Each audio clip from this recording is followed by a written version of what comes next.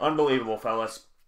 A win at home to now be undefeated at home, 5-4 on the season as the Sixers beat the Clippers and win 122-113.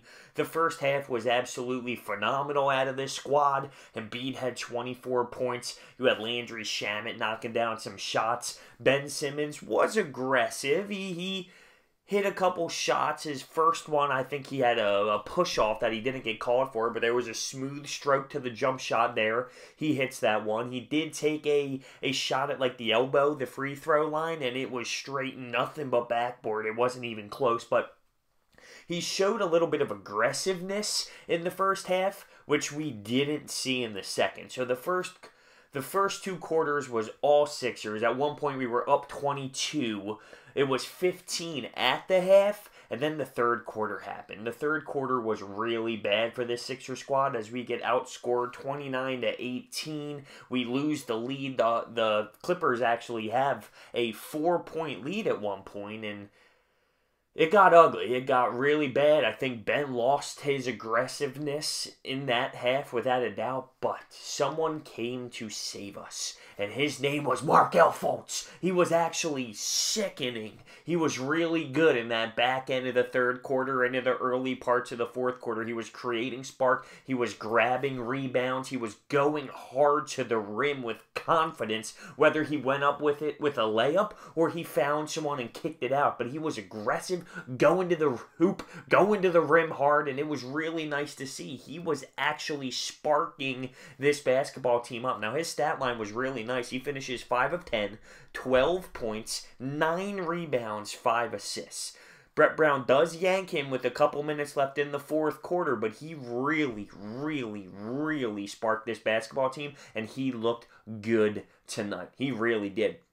Ben Simmons was 6 of 11, 14 points, 11 assists, only 3 rebounds. But the storyline was a Joel Embiid as he popped 41 points tonight and grabbed 13 rebounds. He was a dominating force. He hit a few threes. It actually looked like late in this ball game, the Clippers were giving him three-pointers, just daring him to shoot, which at some point he missed a couple in a row, and I'm thinking, all right, Joel, it looks like they're giving you that for a reason, but he knocked one late after that to kind of help secure this one, and he was really a beast tonight. 41 points, 13 boards. He was outstanding. So the third quarter, like I said, is when it kind of fell apart late. What happened was Mike Muscala hit a 3, and it was one of those like, oh, what are you? Yes! You scream, what the hell are you doing? But in the middle, he gets fouled and drains the 3 for a 4-point play. And then Fultz with an outstanding drive to the rim. And then last possession of the third quarter, he does the same thing. He takes it to the rack nice and hard, and it was beautiful. It really was. Fourth quarter, a couple of Embiid blocks helps out this ball club. Rocco ends up stealing a ball. It leads to a 3. It leads to a Fultz going hard to the rim once again, but getting fouled. Going to the free throw line. Fultz was attacking hard. I love it. I mean, I can't get over it. I really think he was very beneficial to the squad, and I even tweeted about it. Looks like he's getting a little bit more comfortable. It really does. And this fourth quarter, we kind of chipped away and came back into it. Lou Will, on the other side, was keeping the Clippers into it. He comes off the bench, 6-man. We know what he does off the bench. He was very solid tonight. He had 26. Harris had 24, and Gallinari had 25.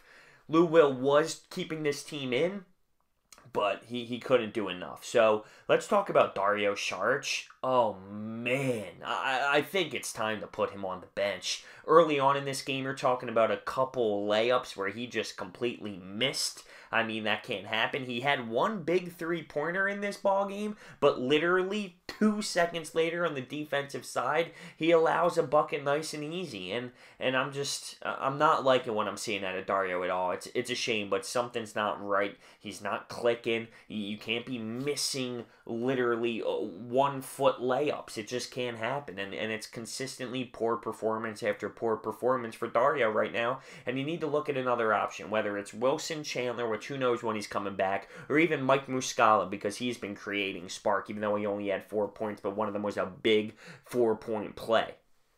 But he's been playing better than Dario Saric has. By the way, I forgot to mention, Markelle Fultz was tied for the best plus-minus at plus 16. Rocco hitting a couple threes, bringing the defense. He's been nice the last couple days. When I'm harsh on him, I'm harsh on him. But when he does okay for my liking, I got to give him the praise. He did okay for my liking tonight. He ends up the day with his stat lines with 10 and 7, but he's got the quick hands, and he's been a little bit more consistent with the threes as of this early season so far. So the Sixers are at home, and they win again. They blow an early lead after a very dominating first half. And one thing I want to mention on Ben Simmons here, I like the aggression early, but then in the second half, these are the things that bother me. So there was a time he was going hard to the paint, full speed. He stops, picks up his dribble, which I hate. Keep going to the rim if you're going to take it. So he's about, 5, 6, 7 feet from the basket, and he dumps it off to Amir Johnson in the paint, maybe a foot away from him. And now it's like, Ben, you're giving the ball to Amir Johnson in the post who has to throw up a baby hook shot and then bricks it. And why are we going to Amir Johnson 1 foot away from you when you're Ben Simmons and you're supposed to be this dominating athlete? Don't pick up your dribble and drop it off to Amir a foot away from you. Keep going and take it hard to the rim. See, that's the kind of stuff that bothers me. He did it about 2 or 3 times in that second half, where in the first half, he was taking it a little bit more to the rim hard. He was either doing one of his floater shots or he was trying to shoot, but you didn't see that so much in the second. I will say, though, at the end of the game, he was getting fouled intentionally because he's known to not hit his free throws. He nailed both of them late in that ball game, so that's a statement, hitting his free throws. At the end of the day, we win. I know we gave up the lead, but we fight back. We got to work on that, though. I think there's some things to work on defensively, but all in all, we get the W at home. We're now 5-4. We got to find a way to snowball this thing and then keep it going. EMBIID was a beast. Markelle Fultz was a beast, and that's outstanding. Let me know what you think down below. Thank you for watching. I'll see you next time.